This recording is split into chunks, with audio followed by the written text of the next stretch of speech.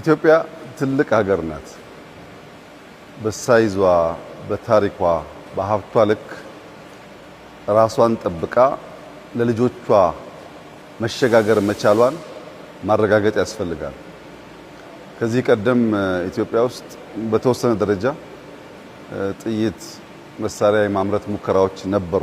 እንደዚህ አይነት ስትራቴጂክ አቅሞች ኢትዮጵያ ካልገነባች በሆነ ጊዜ ማንም መጥቶ በቀላሉ ጥቃት ሊፈጽምባት ይችላል የሚል ግምገማ ነበረ። 2014 ጥይት እንገዛ ነበር። 2015 ነው ፋብሪካውን መትከል የጀመርነው።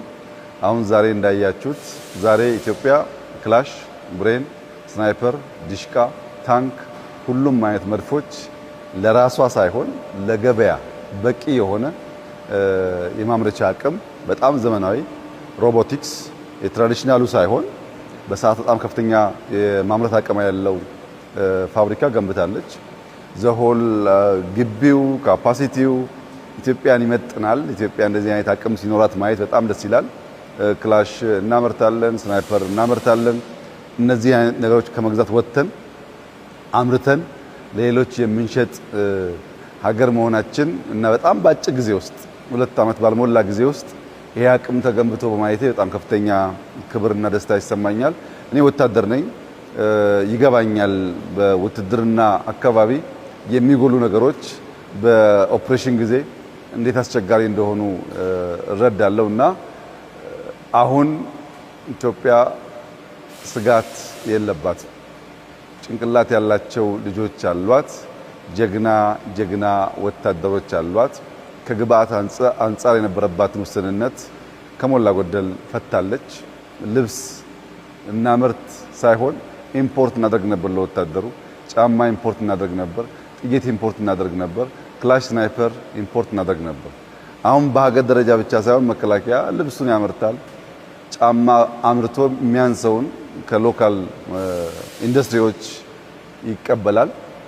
ጥይት ቅድም እንደሰማችሁት በጣም በርካታ ሀገር ኮንትራት ኦልሬዲ ፈጽመናል።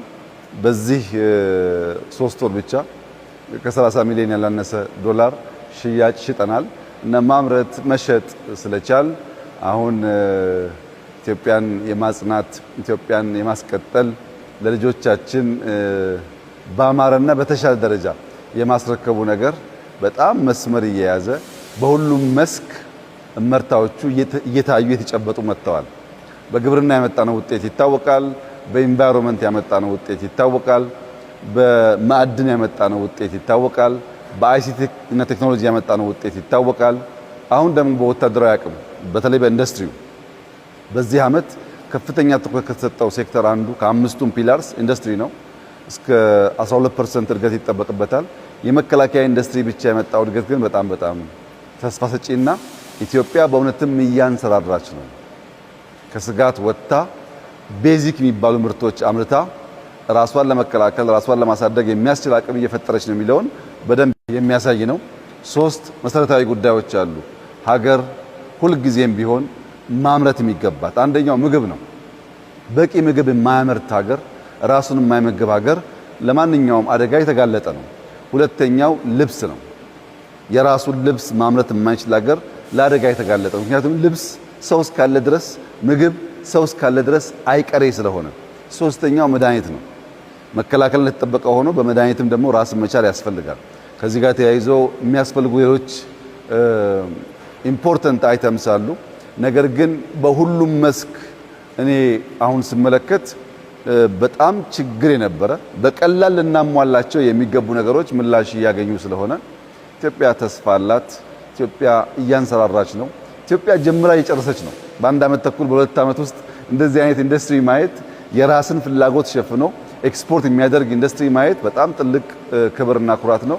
ለዚህ ስራ የመከላከያ ሚኒስቴር አመራሮች፣ የኢንዱስትሪው ኃላፊዎች፣ እዚህ አካባቢ ያሉ በሺህ የሚቆጠሩ ሰራተኞች ከፍተኛ ክብርና ምስጋና ይገባቸዋል። በአጭር ጊዜ ውስጥ ኢትዮጵያ የሚያስፈልጋትን አቅም ፈጥረዋል። ገዝተው ሳይሆን አምርተው ለኛ ብቻ ሳይሆን ለሌሎችም የሚሸጥ አቅም ገንብተዋል። ለዚህ ኩራት እና ክብር ሊሰማቸው ይገባል። እኔም በበኩሌ እጅግ አድርጌ አመሰግናለሁ። በጣም ደስ የሚል ፍሬን ያየ ነው። በርቱ፣ ይቀጥል፣ እንዳይቆም ነው መልእክቴ። ይሄ በጣም ጥሩ ስራ ነው። በጣም ጥሩ ጅምር ነው። ግን በዚህ መቆም የለበትም። ኢትዮጵያ ከዚህ በላይ ስለሚገባት ሞር እርካታ ሳይሆን ሞር መጠማት፣ በቃ ሳይሆን ሞር መፈለግ በውስጣቸው እንዲተከል፣ እንዲመራመሩ፣ እንዲያመርቱ፣ እንዲሰሩ አደራ ማለት እፈልጋለሁ።